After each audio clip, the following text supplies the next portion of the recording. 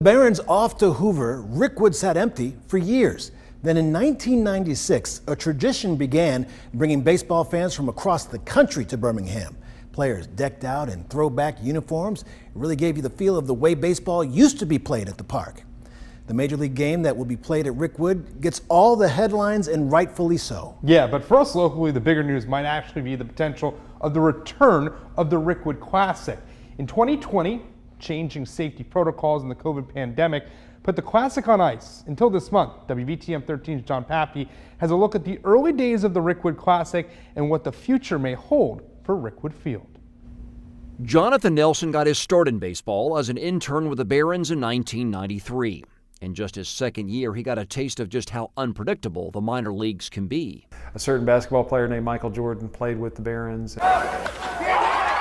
Jordan's time with the Barons was a hit. Never in his wildest dreams could Nelson imagine what would come just 2 seasons later. The Barons announcing the first game of what would become a yearly tradition known as the Rickwood Classic.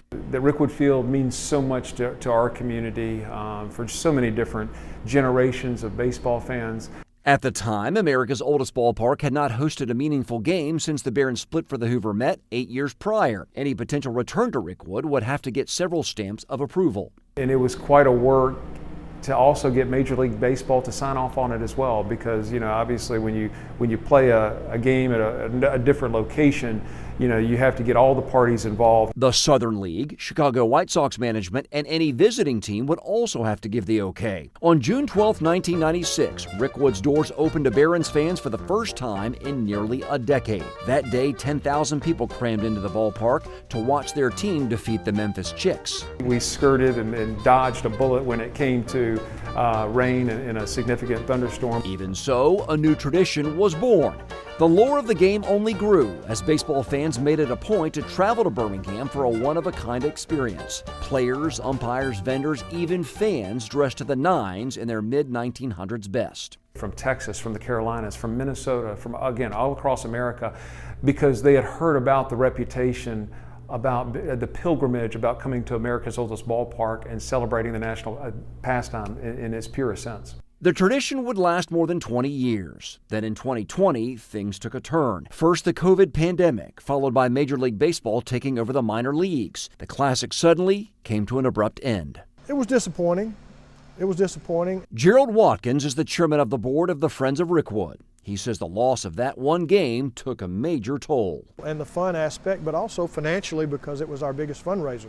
Then out of the blue came a financial boost from a bunch of baseball outlaws. Enter the Savannah Bananas. The ragtag bunch played a few games at Rickwood in 2022 and 2023. That probably could have happened even if the Rickwood Classic had continued, but financially it replaced the Rickwood Classic, and we were able to keep going and keep doing what we do.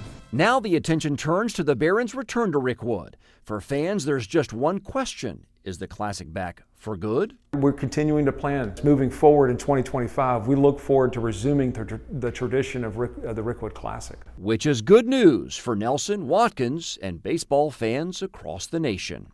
Any great name in the history of baseball played here. Babe Ruth, Jackie Robinson, Ty Cobb, Satchel Paige. To recognize just the hallowed grounds of so many great players, teams, personalities that contributed to the unbelievable legacy of America's pastime is just off the charts.